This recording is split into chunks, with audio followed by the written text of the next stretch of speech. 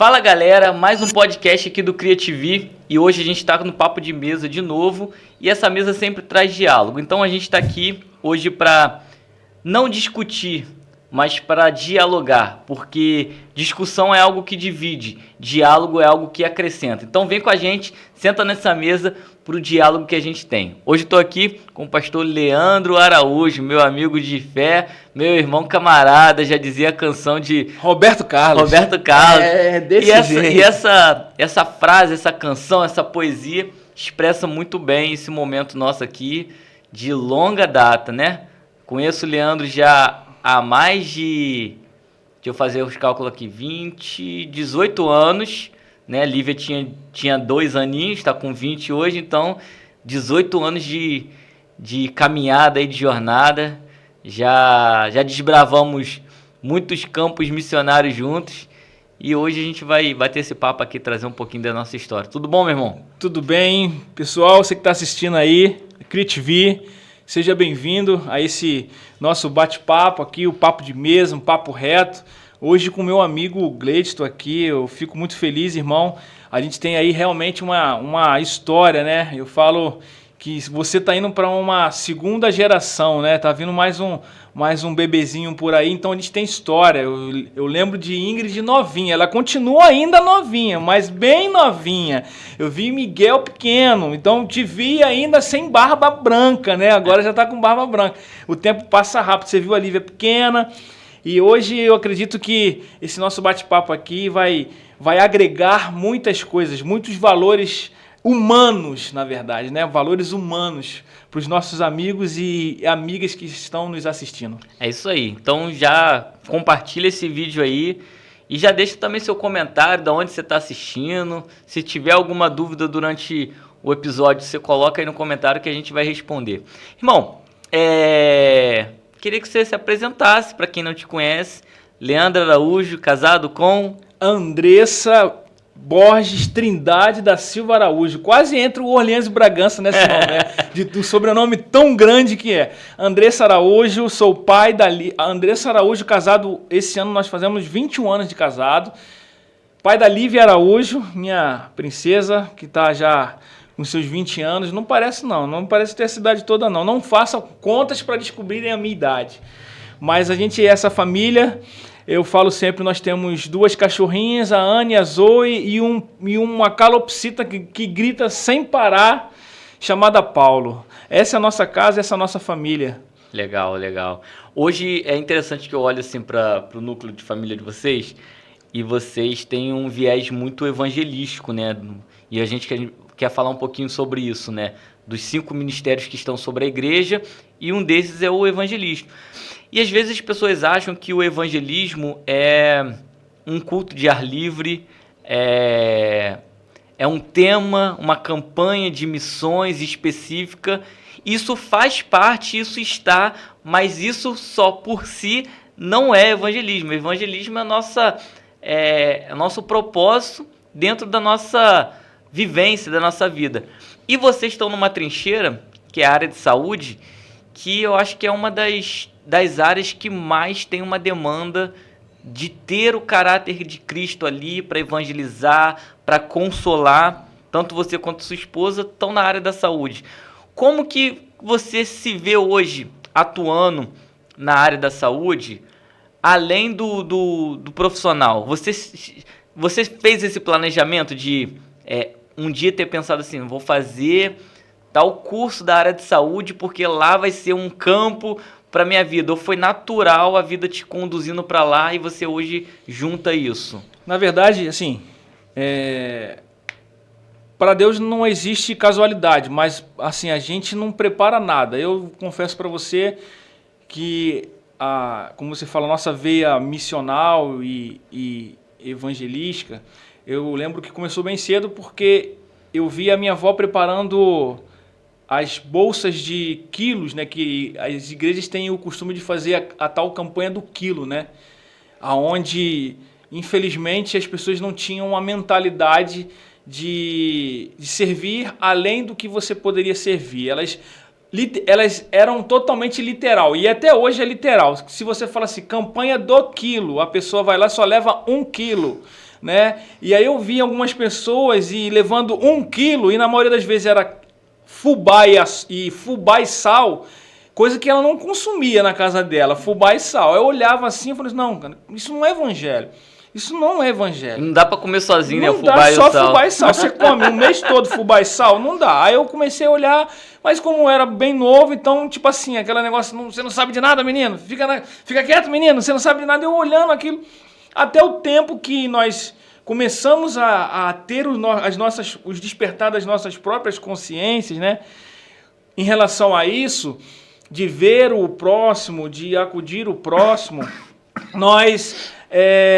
eu casei cedo, né? Então nós já vínhamos essa pegada missional, nosso coração sempre para o reino, a Andressa também, nossa casa, né?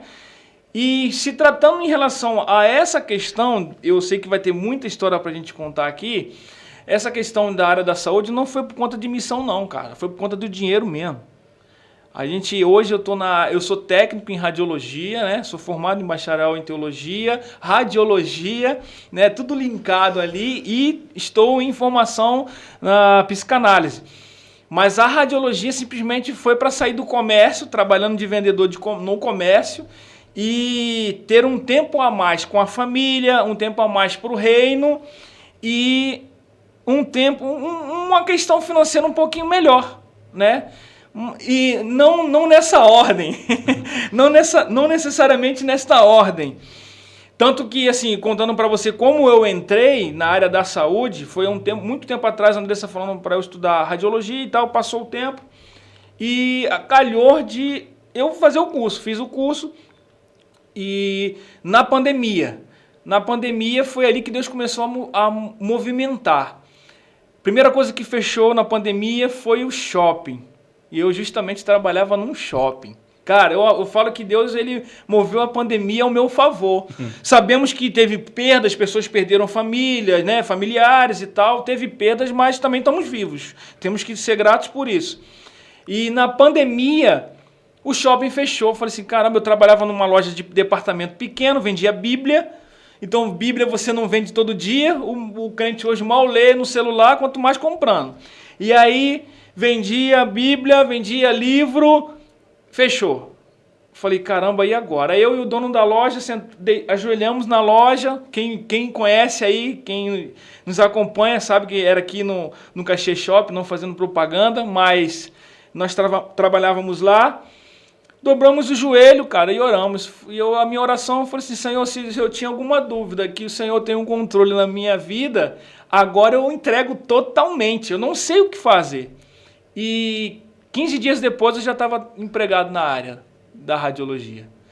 E aí, até então, já tem 6 anos que a gente está trabalhando na área da radiologia. Falando com relação à questão da missão, como eu consegui integrar isso, na verdade, aquele que tem dentro de si o conhecimento da palavra de Cristo e entende o indo, não o ide, independente de qualquer coisa, independente de qualquer lugar. Onde eu estou inserido hoje, realmente ali eu tenho a todo tempo o amor, o manifestar do amor. Aquilo que Jesus falava sobre a íntima compaixão. A Andressa da mesma forma. Eu quero até convidar, dando aqui esse espaço para convidar ela para estar sentada aqui também, que isso vai ser um desafio muito grande para ela estar falando, mas eu quero convidar para também ela contar suas histórias aqui. E aí, eu vendo essa porta da radiologia, não por questão de missão, mas sim por questões financeiras, a gente abençoou muitas pessoas. Eu tenho um testemunho para contar rápido de um rapaz que entrou em crise, totalmente em crise. Eu não sei se ele estava em crise psiquiátrica, alguma coisa desse tipo. E as pessoas olhavam para ele de um modo meio que julgando a forma dele agir, muito agressivo. Ele estava amarrado. E aí as pessoas olhando assim, mas eu tinha recebido uma palavra na semana desse acontecido sobre você colocar a mão sobre os doentes e eles serem curados. E eu falei assim, cara, eu tô num campo que só tem doente. Só tem doente. Tô dentro do hospital, só vai aparecer. A palavra é somente você liberar. As pessoas elas querem condicionar algumas coisas, não? Mas a palavra de Deus diz o quê? Expulsai os demônios, curai os enfermos e ressuscitai os mortos. Então não tem mais nada disso, não tem curso para isso. É só você literalmente ter fé para que isso aconteça. Quando eu olhei para ele, eu já olhei literalmente com um olhar de compaixão. Eu calcei umas luvas, né? Cheguei próximo a ele, cara. Eu não... Sai em nome de Jesus, repreendendo. Não, nada disso não. Eu só botei a mão no peito dele e ele era um cara grande. E ainda bem que ele estava amarrado, porque eu acho que se ele tivesse desamarrado, ele tinha me pegado. E eu coloquei a mão no peito dele, assim, massageando o peito dele, e comecei a lançar algumas palavras para acalmar a alma dele, para acalmar o espírito dele. Parecia que ele tinha tomado um remédio, cara, que o cara dormiu em menos de 10 segundos, cara. Ele dormiu As pessoas olharam para mim de um olhar, de um espanto. O que ele fez? Fez alguma mágica para acalmar? E naquele momento eu vi que nós estamos inseridos em lugares que é para um propósito. Então, por isso que eu falo que nós estamos em tudo que fazemos tem um propósito. Você falou algo que eu sempre gosto de abordar, que é isso, sobre a grande comissão, né? O texto ele fala, portanto, na nossa tradução, ide, mas se a gente for estudar ali a etimologia da palavra, é portanto indo, no gerúndio, né? Indo aonde? Indo à minha casa, indo ao meu trabalho, indo à minha faculdade, a qualquer lugar que eu esteja indo, eu estou sendo o reino, né? E isso é o evangelho, é a gente saber que a nossa ação, ela precisa ser uma ação constante e não imigrante. Por quê? Às vezes as pessoas querem criar uma ação migratória e não ter constância naquilo, né? O que a gente falou no início, né? Vamos fazer um trabalho evangelístico. Aí quando acaba aquele trabalho, todo o resto da vida deixa de ter uma missão evangelística. Então, ser constante e não ser imigrante, não querer criar, mas manifestar. E essa ação, para quem está descobrindo o evangelho, para quem está sendo despertado por esse amor de Cristo, como a gente fala, o primeiro amor, né? Ela nasce e ela aflora na gente que rompe essas barreiras. Porque é o que você falou assim, a palavra ela nos orienta. Ide e fazei. É uma ação. E essa ação ela precisa ser praticada diária. É gerúndio, indo. E isso é muito natural para a gente que cresceu num berço evangélico, mas chega um ponto que parece que se torna também diluído, assim, sistemático, abstrato. Como é que foi para você também entender o seu ministério fora essa janela, fora esse padrão litúrgico, fora lá da igreja, do templo, da instituição? Porque você vem de uma tradição familiar pastoral. Seu avô pastor, seu pai pastor, e aí acaba que vem esse peso também, filho de pastor, né? Filho de crente, crentinho é e não é, né? A gente precisa tomar a nossa decisão, a gente precisa aceitar e reconhecer a Cristo e encarnar o evangelho que ele nos transmite. Como foi para você romper com essas barreiras? Então, Gleice, você falou algo interessante. E você guarda essa frase que eu vou falar para você. Tem gente que pensa que filho de pastor é neto de Deus, mas não é. Né? Não é. Como eu casei bem cedo, a gente começou a galgar os nossos próprios passos, entendendo alguns pontos, que para algumas pessoas era religiosidade, para outras era algo muito... Não, nós não temos que ter contato com o mundo. Não desvalorizando aqueles que pavimentaram o caminho antes de nós, mas se você fazer um evangelismo numa passeata LGBTQIA+, e YZ, o que tem um monte de nomenclatura hoje aí, não, a gente não tem que frequentar lá. Você ir no carnaval, né, evangelizar no carnaval, não, que isso aí não. Então, assim... Eu vou falar uma coisa para vocês aqui, e é muito séria, e graças a Deus, eu empenho o que eu falo. A igreja faz mais mal do que bem. A igreja ela faz mais mal do que bem. Qual o sentido disso? A palavra de Deus diz que uma pessoa que está endemoniada, vem uma pessoa e ora por ela, expulsa aquele demônio que tem nela, né? E o espírito imundo que está dentro dela vai embora. A Bíblia diz que é como uma casa que foi limpa, mas ela não é habitada. A condição de nosso pensamento de entrarmos aonde nós entramos, ou continuamos entramos até hoje, é entender que, por que eu disse isso, que a igreja faz mais mal do que bem? É que, na sua maioria, elas fazem um trabalho fora das quatro paredes, que é aquilo que você falou. Ela vai lá, faz uma ação, ela dá uma comida e vai embora. Ela dá uma roupa e vai embora. E que, na verdade, ela só... E vai lá, ora, expulsa o demônio e vai embora. Só que daqui a pouco... A Bíblia diz que se não for habitada, vem mais 7. Então está te dando muito mais trabalho para você fazer do que você tentar ficar quieto. Fica na sua, não sabe fazer, então fica quieto. Então hoje, assim, essa mentalidade de nós entrarmos para o sairmos das quatro paredes, foi logo quando casamos, há 20 anos atrás, quando nós nos deparamos com o carnaval. Eu falo que tem 21 anos que eu não participo de retiro de igreja. Eu não participo de retiro de igreja, porque eu aprendi que, embora a igreja, não sou contra a isso, embora é um tempo em que a igreja tem para ser sal e luz, é um tempo, ela prefere esconder a lâmpada debaixo da mesa, porque elas vão por seus retiros, porque vão condicionar os jovens. Não, esse não é o mundo que você tem que estar inserido. Mas, na verdade, como é que você ser luz em meio à luz? Eu tenho que ser luz em meio às trevas.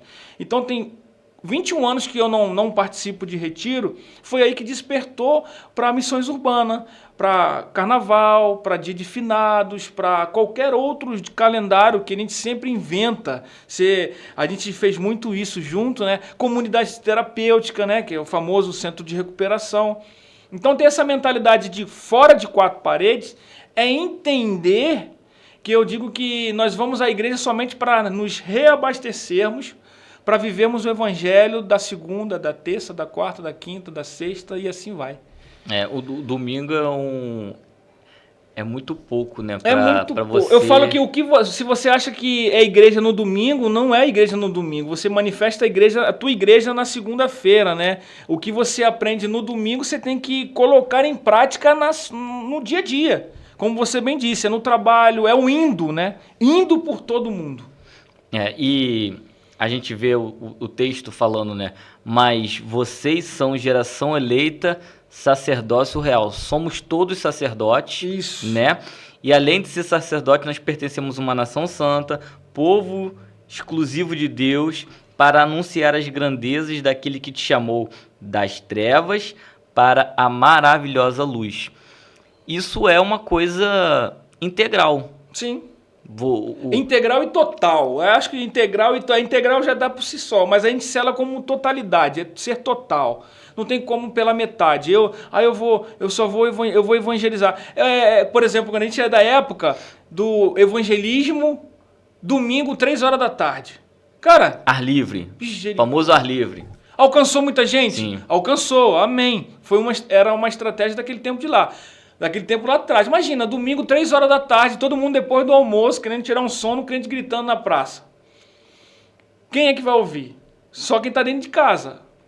E aí hoje, antigamente era o tal do folheto, né? O folhetim. Por exemplo, eu já não consigo mais ler aquele folheto sem óculos. Então eu tenho que ler com óculos.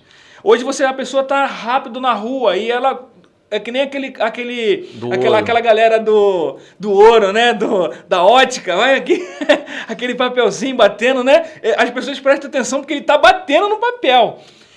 E hoje a gente vê que é uma outra forma da gente achegar a comunidade, achegar o bairro, achegar ao município, achegar ao estado, seja até mesmo através da política, que tem gente que briga com essa questão, brigam por partido, mas na verdade devemos pregar o reino.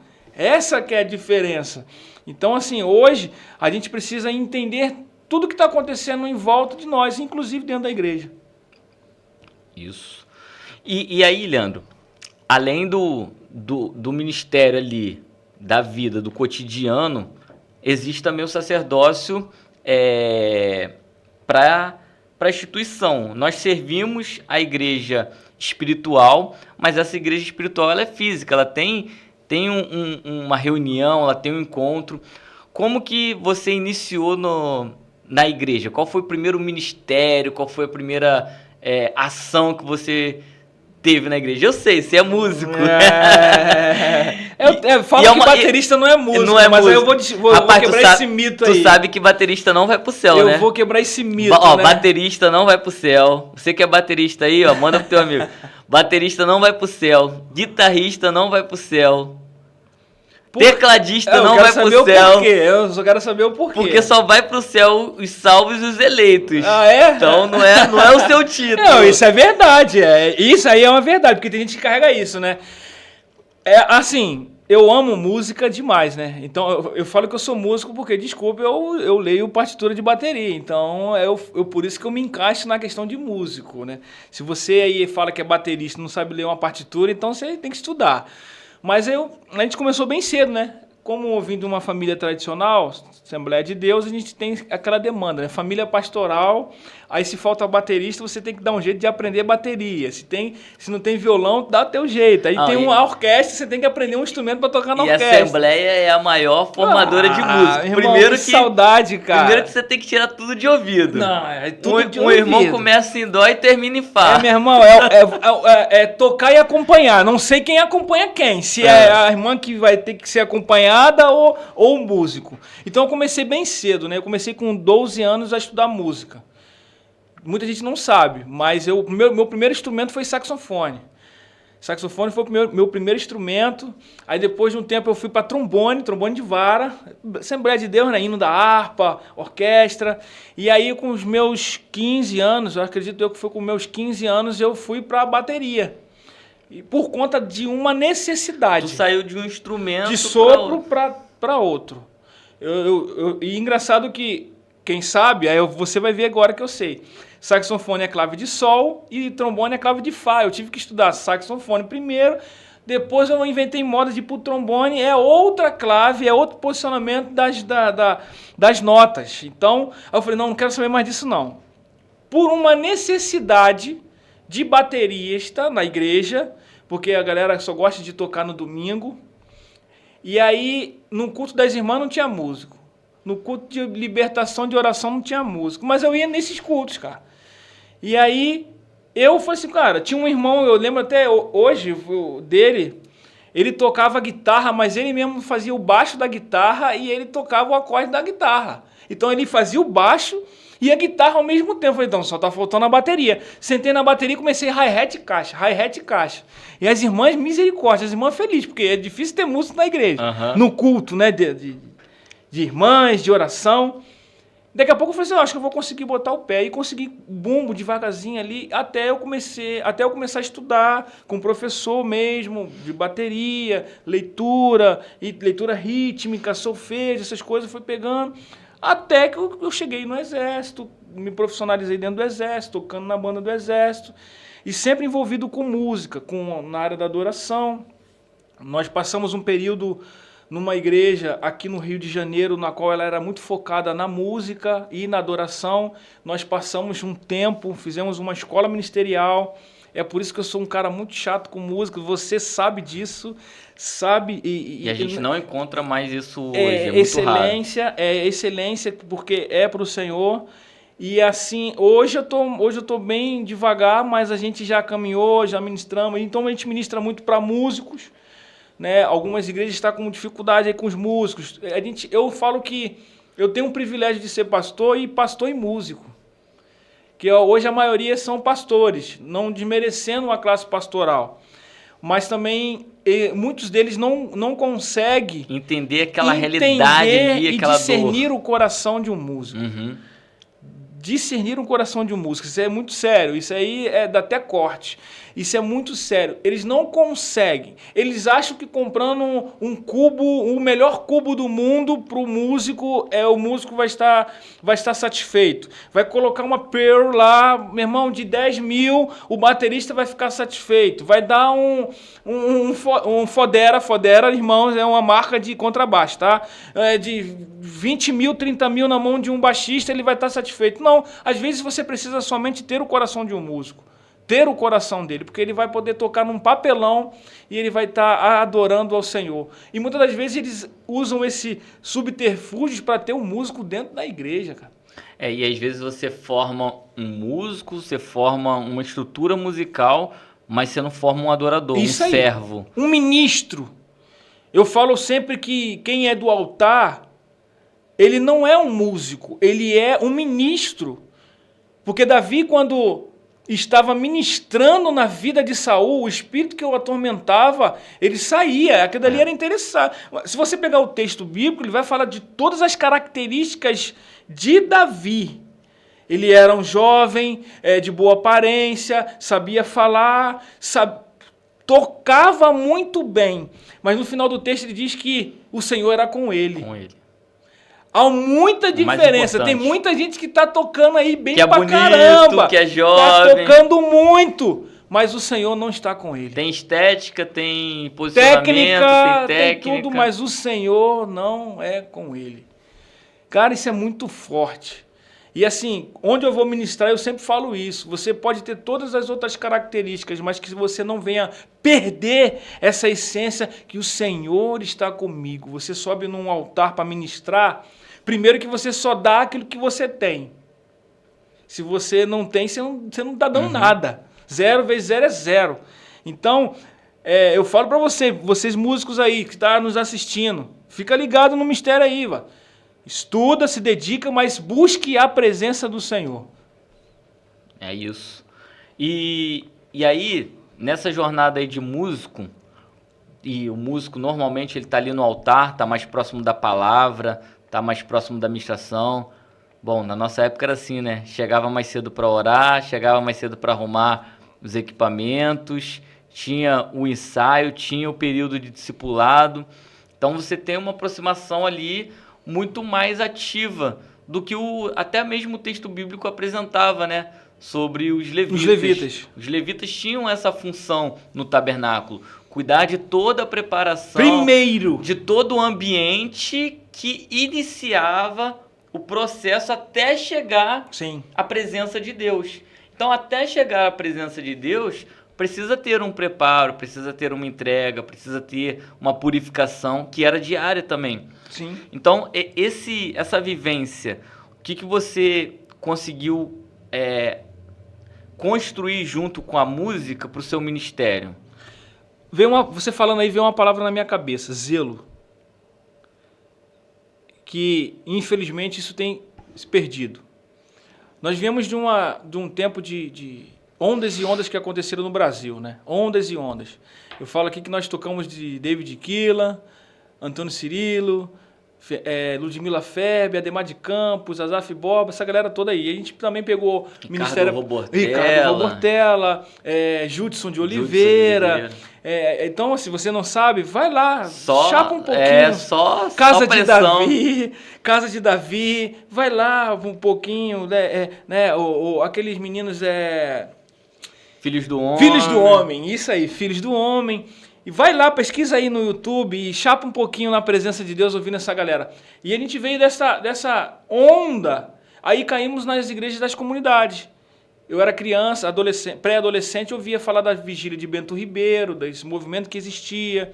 Aí vem o Carlinhos Félix, né, Cláudio Claro. Aí começou as ondas das comunidades, Projeto Vida Nova, Ministério Apacentar, Comunidade da Zona Sul, Comunidade de Nilópolis, né? Eu Quero é Deus, né? Então veio essa onda. Hoje a gente chega, e naquela época a galera estudava, a galera se dedicava.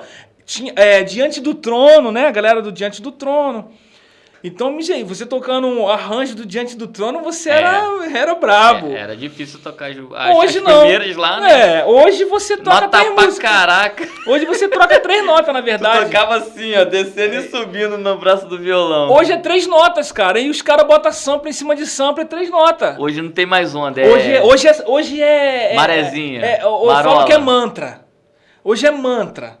Antigamente, né, a gente nos bastidores da nossa vida, a gente sempre falamos muito, que Antônio Cirilo cantava eu me rendo por horas, né? É. E o povo realmente se rendia. Hoje não, a galera deixa queimar, tá queimando mato seco, mato molhado, carvão molhado, não pega fogo nem a pau. Então, assim, um tempo que a gente foi vendo, a gente foi aprendendo tudo isso, mas no nosso coração o que não faltava era o zelo, cara. Eu aprendi, eu falo pela escola com meu avô, né, cara?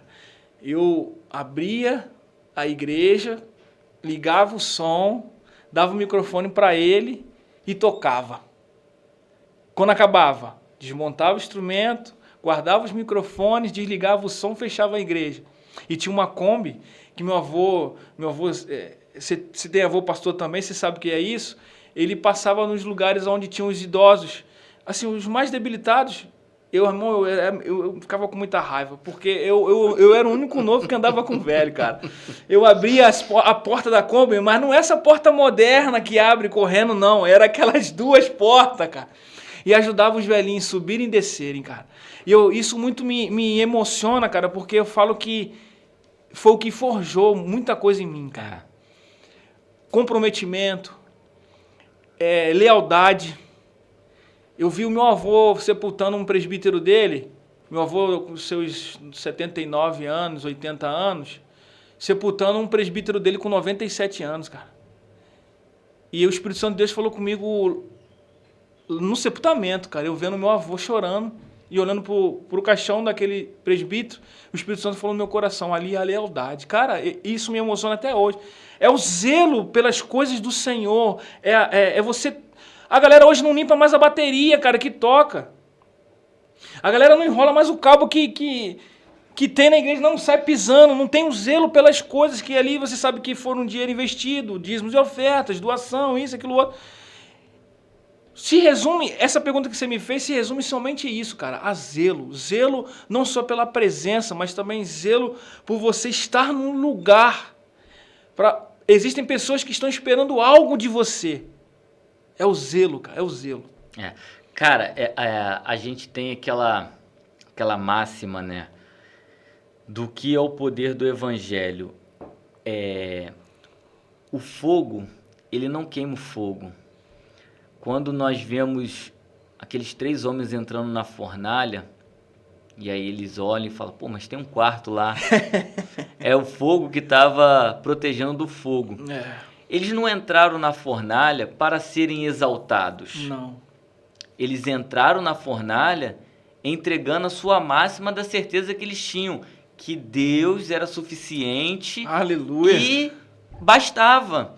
Então, assim, hoje a gente vê muitas coisas sendo construídas e desenvolvidas para explicar, para autenticar, para validar. E é o que você falou, o simples está deixando de ser feito. Problema nenhum de você ter instrumentos e instrumentos caros, mas o coração de quem está tocando ali para Deus, está tocando ali para servir a igreja, porque a adoração, a música na igreja, ela é isso. Quando a gente vai num show, quando a gente ouve um evento, a música está ali servindo, ela tem uma finalidade. E, cara, a música, ela rompe com a barreira universal. A música, ela é universal. Se você estiver na rua e passar um carro de rock, daqui a pouco tua cabeça tá assim. Porque você habituou com aquilo ali, né, do rock. Se passar um samba, um pagode, daqui a pouco teu pé ou tua mão tá assim. Se for uma música mais valsa, daqui a pouco tu tá se balançando. Então a música, ela tem o poder de atravessar a alma, atravessar o sentimento da pessoa. E é como você falou, Davi, ele sabia disso, ele tocava e ele alcançava uma necessidade humana, mas além daquela necessidade humana, ele tinha sobre ele algo que era único, de Deus. Então, fica aqui a dica, a galera que está começando agora, a galera que está aí tocando, faça mais do que tocar, sabe? Lá na igreja eu já tive algumas experiências da gente colocar uma escala e a escala era para não tocar. A escala era para servir. E naquele dia de servir, o serviço era limpar o banheiro. Naquele dia de servir, o serviço do músico seria ficar na recepção, na introdução, preparar a recepção do pregador convidado. E aí a gente foi vendo o coração do músico. Esse músico está aqui para tocar ou está aqui para servir a igreja, a noiva de Cristo? E qual é a finalidade da música? Ela é só uma parte do culto. Não te cortando, Gleice, só para um testemunho meu, nesse lance de música que a gente está falando, e falar de música, eu tenho muita história na música, mas quando eu casei e saí da igreja dos meus pais, do meu pai, do meu avô, isso ali foi já um rompimento muito brusco, porque eles não imaginavam isso, mas eu saí e eu decidi galgar os meus próprios passos. Aí eu caí numa igreja que era uma igreja próxima da minha casa, né? Eu já acompanhava essa igreja, tinha poucos amigos comuns, então eu falei assim, caramba, aqui eu vou parar aqui e vou ficar quietinho aqui, vou receber um pouco e tal, para depois eu calhar de repente, na atividade, mas eu vou ficar quietinho. Cheguei na igreja, a bateria estava vazia, cara. Não tinha baterista na igreja. Aí eu falei assim, pô, ainda bem que ninguém me conhece. Só que daqui a pouco começou a aparecer um que me conhece, outro me conhecia, outro que me conhecia, outro que me viu desde criança e tal. Ei, ele é baterista, ele é baterista, ele é baterista. E aí, a bateria tá vazia, vem pro ministério. Eu tocando bateria, a Andressa cantando. A Andressa sempre cantou, né? E aí, cara, ali mudou a minha mentalidade em relação a isso que nós estamos falando, em relação à música. Cara, Deus moldou o meu coração, na verdade, porque não mudou o meu coração, porque você não tem sentimento de mudar que você não sabia. Uhum. Ele moldou o meu coração. Nós estávamos nessa igreja, sem baterista, o louvor era só teclado, e era uma igreja até que tinha um nome, ela tinha um nome no Rio de Janeiro, ela era apenas uma filial, e aí, Gleice, nós começamos a nos aproximar do ministério de música da igreja.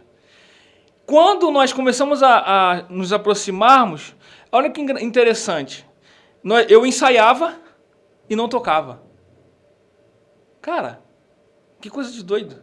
Eu ensaiava, eu ia para o ensaio, ensaiava, tirava as músicas e no domingo à noite não tocava. E aí, o demônio que tinha dentro de mim, cara, ele começava a se manifestar. Por quê? Pô, pra que isso?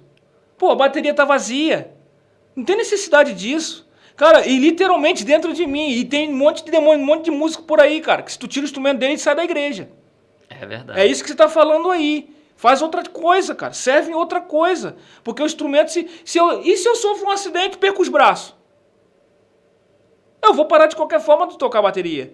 Sim. Ou então vou tocar com os pés. Mas, e aí? E se eu perco as pernas?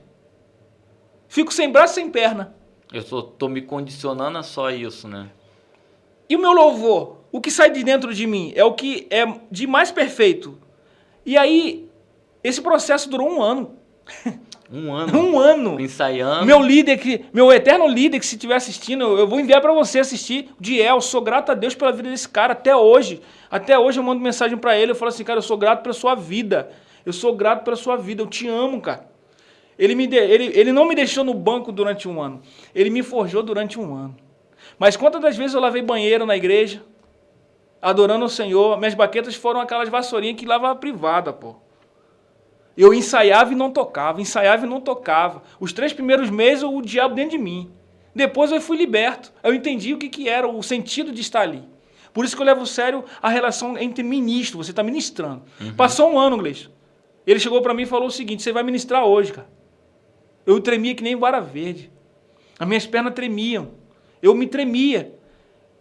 Mas quando eu comecei a tocar, eu entendi que as canções que estavam sendo cantadas, elas estavam sendo cantadas dentro de mim. E eu verbalizando através do toque. E isso que as pessoas hoje não conseguem entender isso.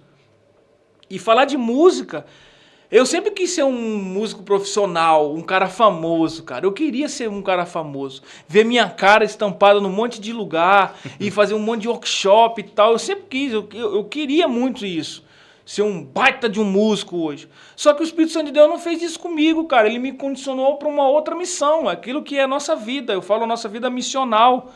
Hoje eu conheço muitos músicos no meio gospel e no meio secular. Muitos deles são meus amigos. no cenário que você imaginar aí, eu tenho alguém que é amigo, é próximo, aonde Deus me condicionou a usar a música para outras coisas. Como?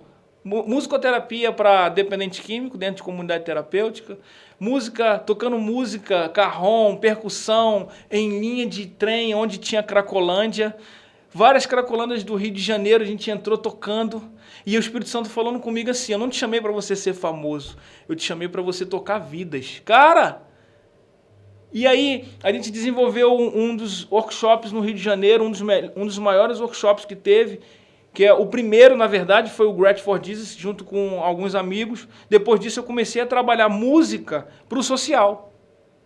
Não era um cara famoso, mas acabei me tornando um cara conhecido no meio da música. Uma referência. Porque onde se pensava em social, os caras sabiam que eu estava envolvido ali. E durante quase 2 anos, nós montamos um projeto chamado Workshop Solidário, onde a maioria desses músicos com nome no cenário musical no Rio de Janeiro foram servir lá. Bacana. E aí a gente entende que aquela música da Cassiane, né, que canta, né, fala assim que meus dons e talentos são pra te servir, meus dons preciosos são teus, não vejo razão da minha vida sem ti, tu és meu Senhor e meu Rei, assim como o ouro, assim como o fogo refina o ouro, vem tua obra em mim completar, até que o mundo possa ver tua glória em meu rosto brilhar. Cara, é muito forte isso, cara.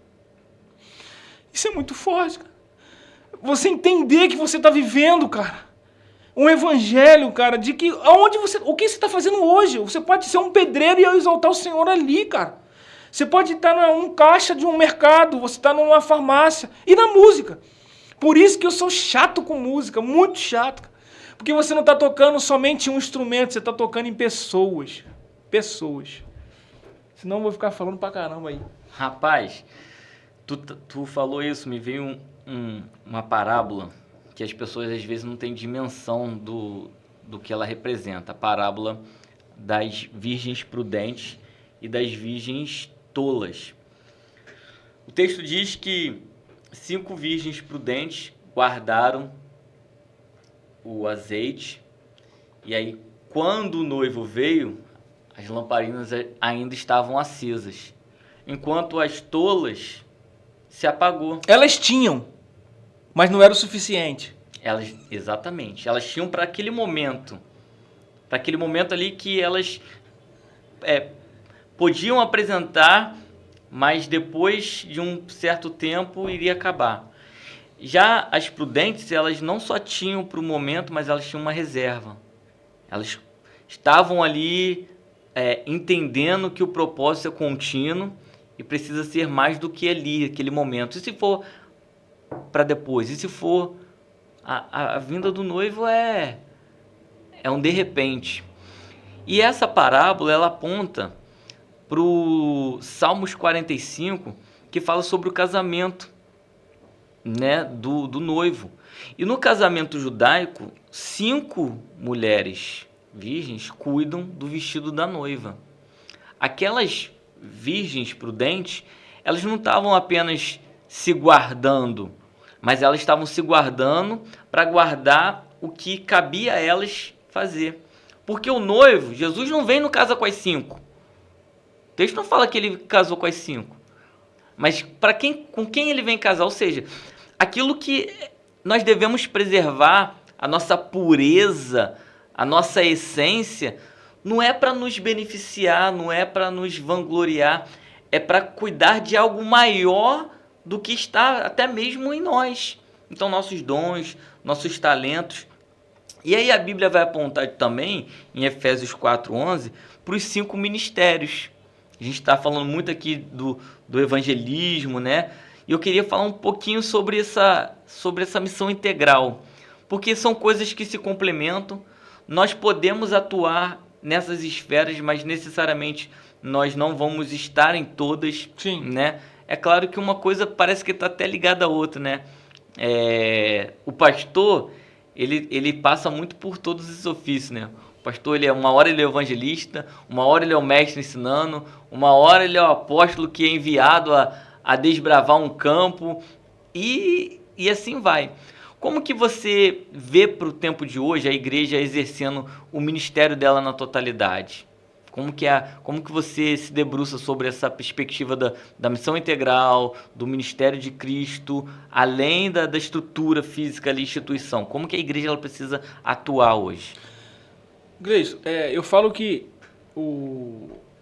esse papel da igreja, né, tá indo mais para o lado da instituição, né? Instituição chamada igreja. Por isso que eu sempre falo que igreja não é você. Você não é igreja. Sozinho ninguém é igreja. Sozinho ninguém é igreja. Nós juntos formamos sim uma igreja, uma comunidade de filhos, né?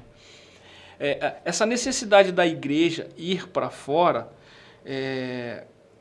uma das coisas que eu fico agoniado e angustiante obviamente, que precisa ter para gerar ações, um ministério de missões na igreja. Uhum. É necessário ter, mas na maioria das vezes a igreja ela não é missional, ela é movida por ações.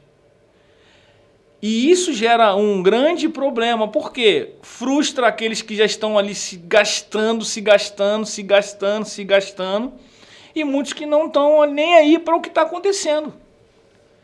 Aí o irmão que está ali se gastando na missão da igreja, levando o evangelho para fora, para os quatro paredes, fazendo ações. Aí tem outros irmãos que eles só acham que ofertando ou dizimando já está fazendo o papel dele o suficiente, que na verdade não é. Ele não faz nem dentro da igreja, nem fora da igreja. Estar dentro da comunidade de fé e despontar isso é bom, porque hoje eu congrego na Igreja Batista Acolher, no Gramacho. Lá nós temos diversas ações que a própria igreja desenvolve como missão. A igreja tem jiu-jitsu, tem balé, tem pilates, tem música, tem agora barbearia, tem um monte de atividades que está atingindo pessoas ali, dentro das quatro paredes. Mas também tem algumas ações que fazem fora dela. O que nós precisamos entender, e eu falo que durante um tempo a gente viveu isso, né? Vivemos isso, nós temos muitas experiências, né? Voltado para a missão, dando também honra ao pastor Alonso, que para mim foi também um dos meus professores, seu pai de missões na prática. O pastor Alonso, um cara fantástico, e por isso você tem um filho igual a você, um cara na missão. A gente entende que a gente não tem que ficar preso a isso. Se a igreja não faz, ela tem algum problema. Ela tem um problema. Se a igreja só pensa em crescimento de números, de pessoas, ela tem um problema, cara.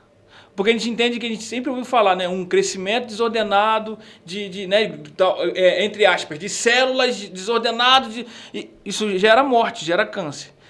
E, na verdade, nós temos que olhar, sim, de uma forma a gente precisa gerar na igreja uma mentalidade missional, aonde você está. Eu sempre vou falar isso, aonde você está. É onde? É no trabalho? Você não precisa levantar a mão para o céu e orar em voz alta. A Andressa tem diversas experiências, como eu também tenho. Semana retrasada no hospital foi a trupe Trelelé. Eu conheci as meninas, né?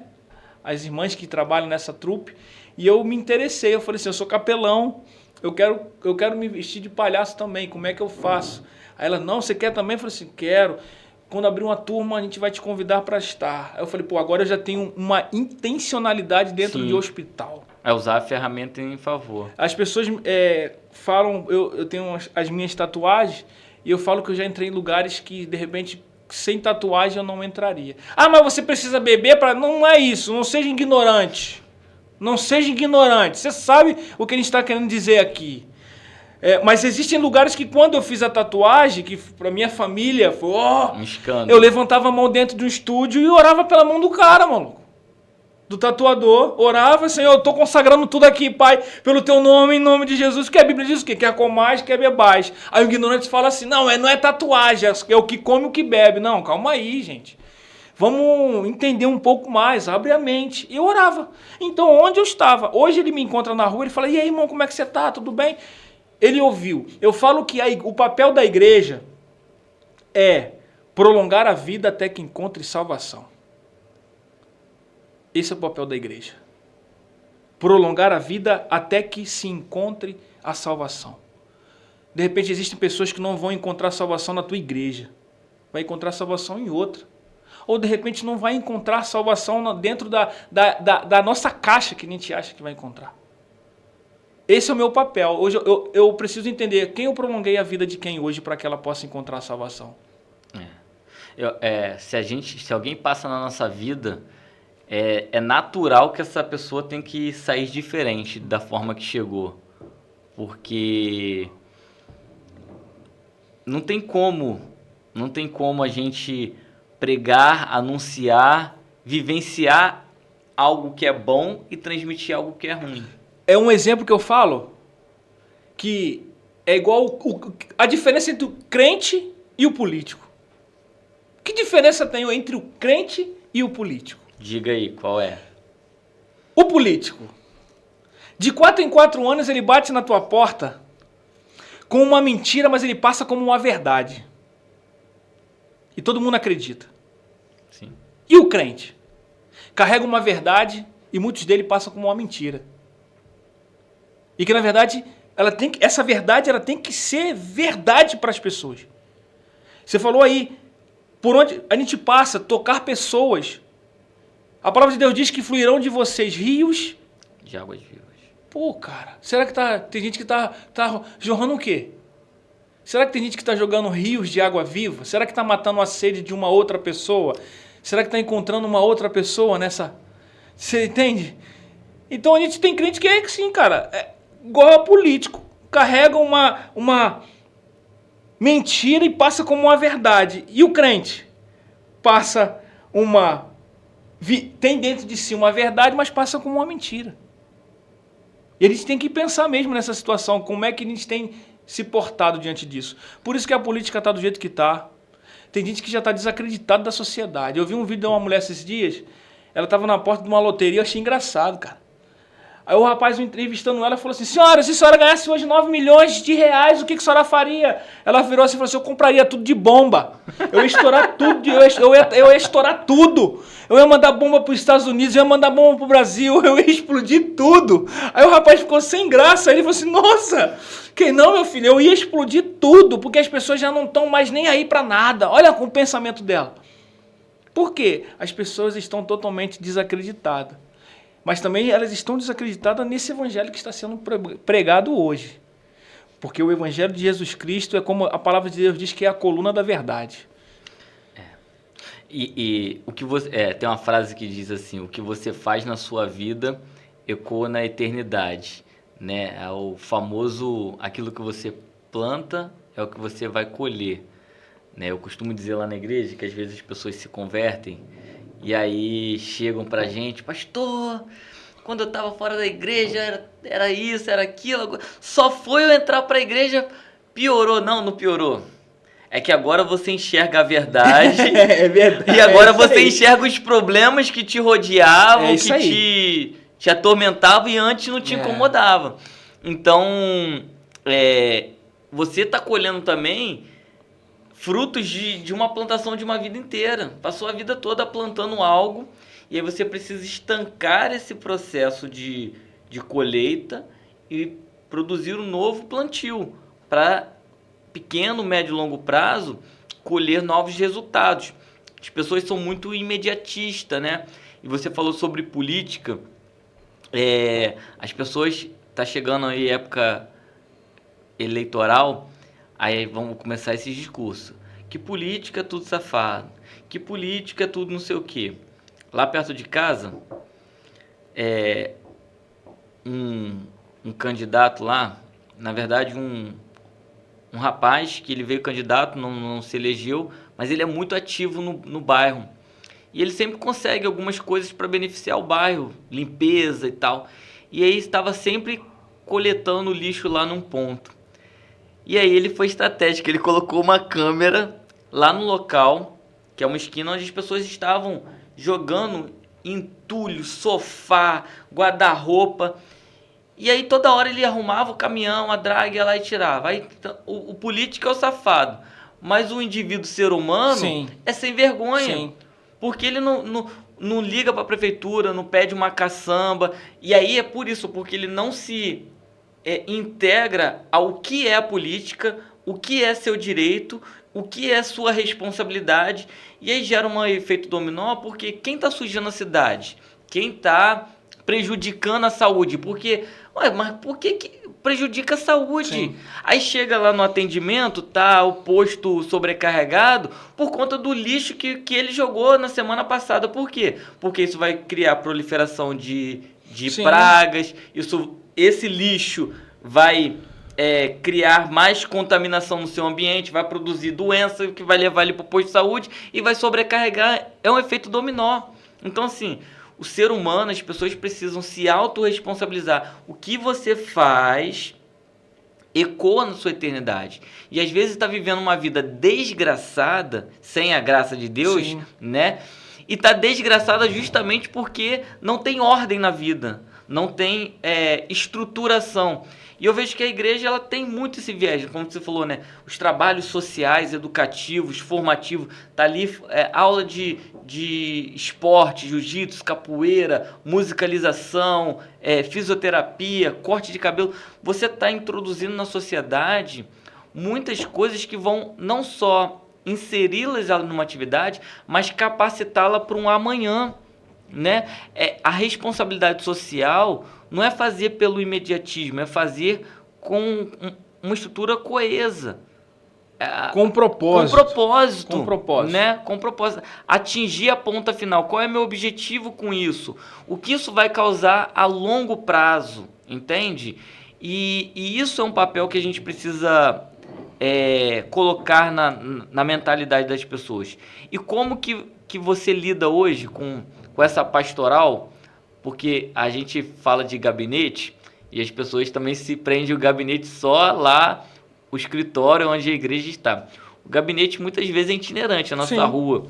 E você que está atuante agora na área de aconselhamento, de psicanálise, como que você vê as necessidades mentais das pessoas? Como que você tem usado essa ferramenta como mais uma ferramenta para o reino, para abençoar, para desenvolver uma mentalidade saudável nas pessoas? Eu falo que o povo está doente, cara.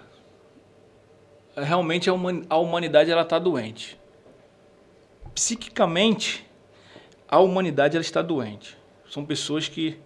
eu tive há pouco tempo com um casal e eu falei para eles o seguinte: ou vocês se separam ou vocês vão se matar. E aí, graças a Deus, eles se separaram. Aí você conversa com um problema com filhos.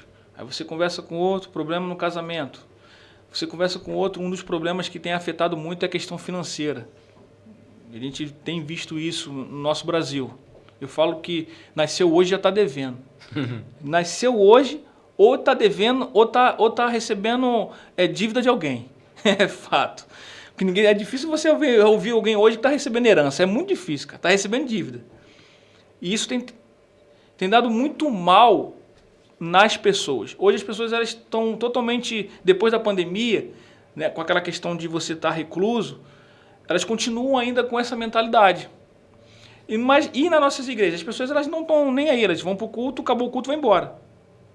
Elas não querem ter contatos. Isso é um maior desafio hoje, acredito hoje, de pastorear pessoas, é essa questão de você ter contato com pessoas. Porque dentre tantos escândalos que tem por aí, sabemos que nós não somos os melhores, né? E também não somos nem os piores, mas as referências que tem hoje a sociedade de algumas pessoas, de alguns líderes religiosos, e as pessoas elas caíram nessa descrença. Então, tipo assim, ela não acredita no Gleison. Ela não acredita que o Gleison é diferente. Ela não acredita que o Leandro é diferente. Por exemplo, hoje, eu sempre falo fora, né? Fora do contexto de igreja, eu tenho pessoas que não frequentam nem igrejas e eu discipulo elas.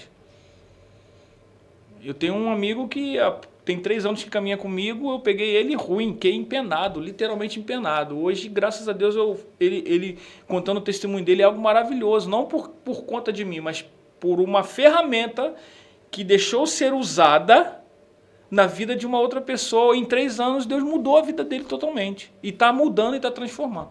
A primeira coisa que mudou nele foi a consciência dele. É aquele negócio também, né? Só vai mudar para quem quer mudança. A mentalidade de quem quer mudança. Tem quem não quer mudança, é a mesma coisa que você falar para um doente que ele está doente e ele não acredita que está doente. Então, assim, hoje a gente vê que tem sido difícil. Os nossos pais, né? Eu falo seu pai que pastoreou lá atrás, meu pai que pastoreia até hoje, viveu um tempo. Hoje, para nossa vida, os mais novos, é muito difícil. Porque você pega jovens com problemas psicológicos, depressão, ansiedade no meio dos jovens, ainda você tem que trabalhar com a questão de, por exemplo, pornografia no meio dos jovens. Hoje as informações elas estão muito rápidas, porque estão na palma da mão, e aí acaba atingindo mais ainda, são frustrações em relacionamento, e aí você começa. Então, assim, tem sido um desafio muito grande, muito grande. No trabalho nem se fala, no trabalho... por onde você para. Eu falo que eu sou fácil de fazer amizade, que até em fila de banco, no começo do mês, onde tem um monte de velho, eu faço amizade. Mas você vê que as pessoas elas estão totalmente doentes, cara. E você acha que muitas pessoas, ao invés de se tratar, tá anestesiando a dor? Sim, elas não querem se encontrar com si próprio. Eu cheguei à conclusão de que elas não querem se encarar diante do espelho.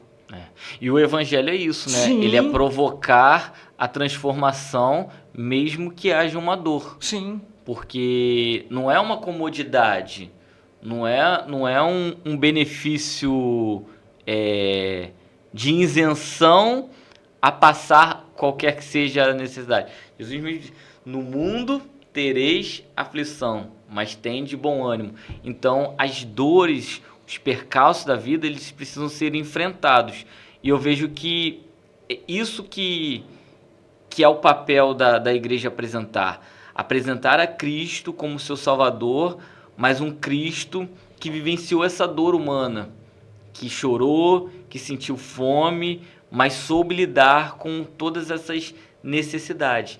Então eu vejo que aquilo que para uns é antídoto, para outros pode ser veneno, né? A gente sabe que toda medicação, se ela não for dosada, se ela não for prescrita, ela vira um problema. Você falando isso, eu aprendi agora há pouco tempo através de um livro, não somente uma geração doente, mas sim um tempo de geração órfã.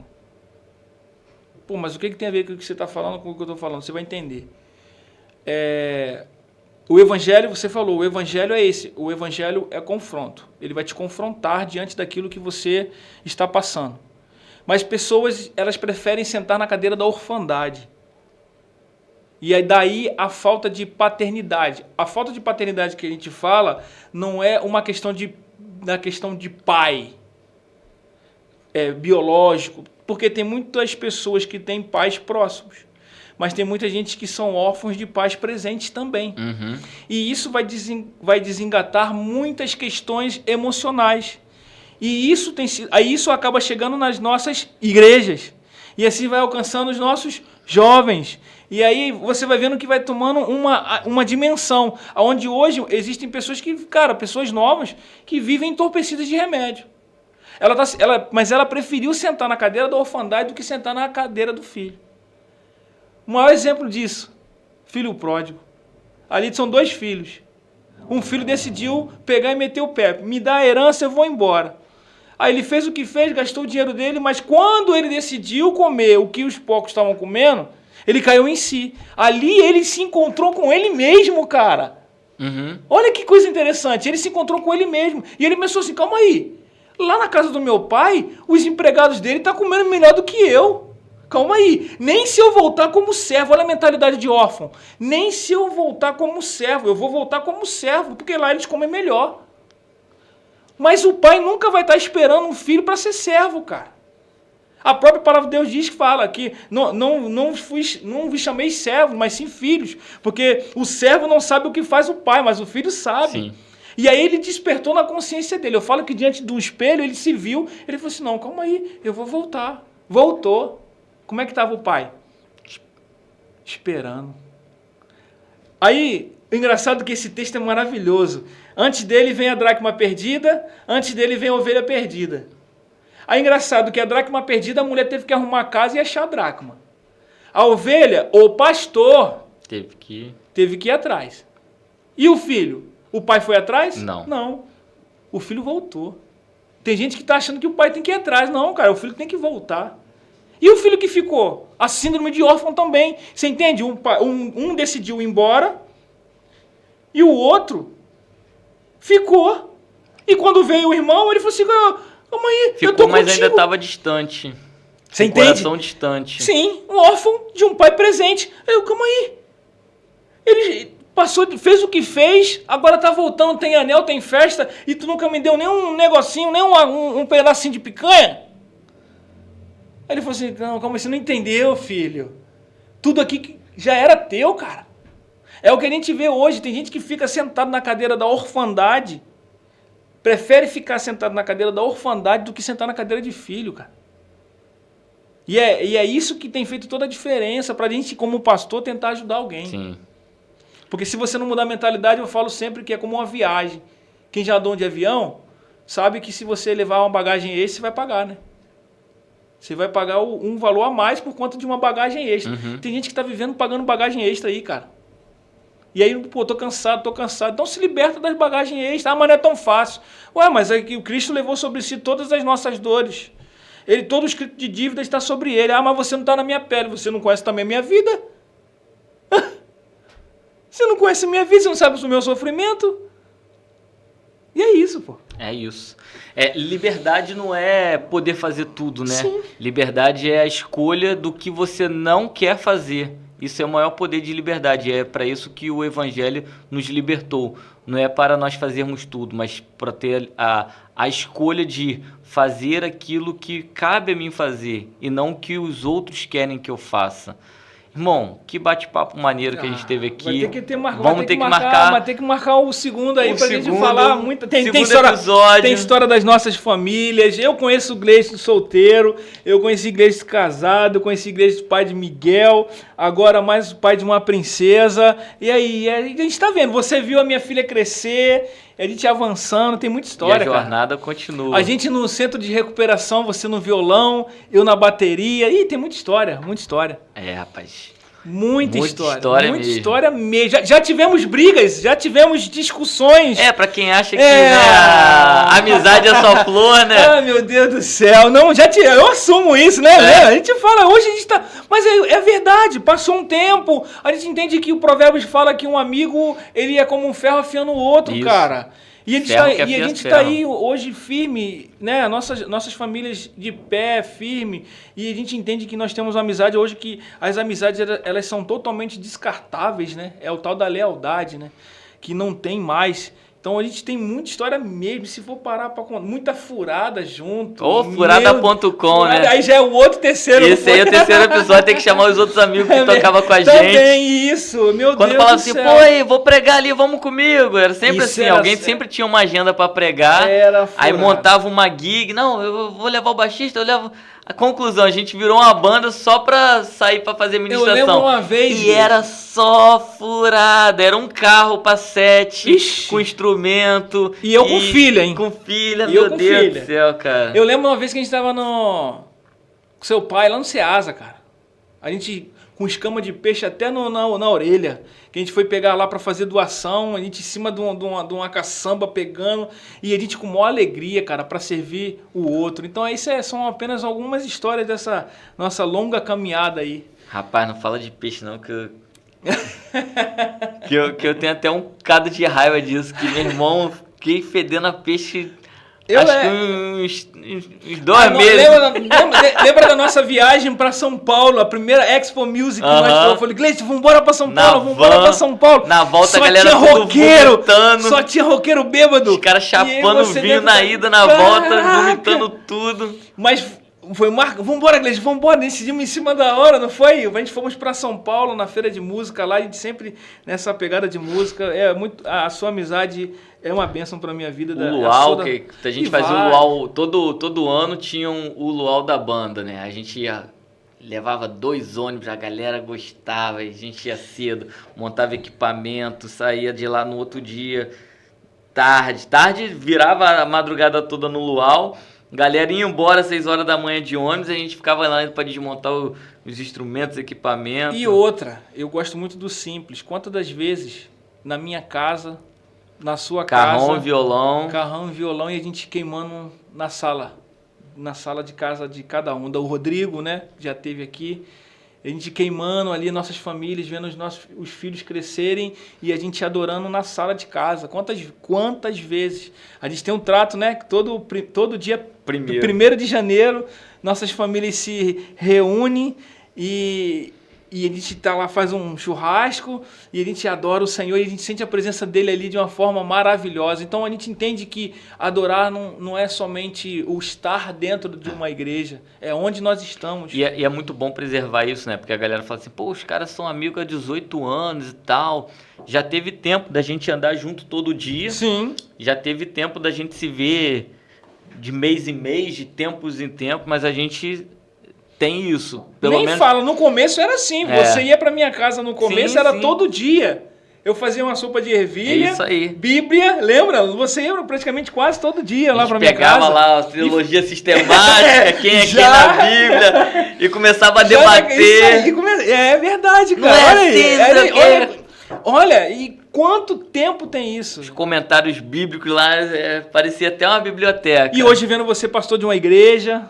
A comunidade está crescendo, uma igreja está sendo relevante para o bairro. Eu estou caminhando devagarzinho, galgando um passo de cada vez. E assim o Senhor vai nos abençoando. E você que está ouvindo isso aqui nada mais, nada menos que é o evangelho simples. Ele não é fácil. O evangelho, ele não é fácil. É igual aquele vídeo do Coroa que fala na internet. Ser crente é muito difícil, você não pode fazer nada. É isso mesmo. É isso mesmo. O evangelho, ele não é fácil, mas ele é simples de se viver. Simples. E aí, já que terminando aqui, eu vou só deixar uma palavra e... O evangelho de Jesus Cristo, ele fala que o jugo dele é suave e o fardo é leve. Se você está dentro de uma comunidade de fé, ou se você está servindo em algum lugar, está pesado, começa a pensar se isso aí é dele mesmo, se é dele mesmo, porque o que vem dele, ele fala que o jugo é suave e o fardo é leve. Uhum. Eu hoje vivo com 41 anos, vou fazer 41 anos no evangelho. Entregou a idade. Entreguei, mas eu tô bem pra caramba. Ainda trabalho com radiologia, ainda trabalho com raio-x ainda, tomando radiação, eu tô bem pra caramba. O que me mantém de pé hoje é entender isso, que o jugo é suave e o fardo é leve. Porque quando começa a pesar, irmão, já é do homem. Uhum. São são os muitos afazeres. Marta, você está muito preocupado com os afazeres, o que importa é sentar.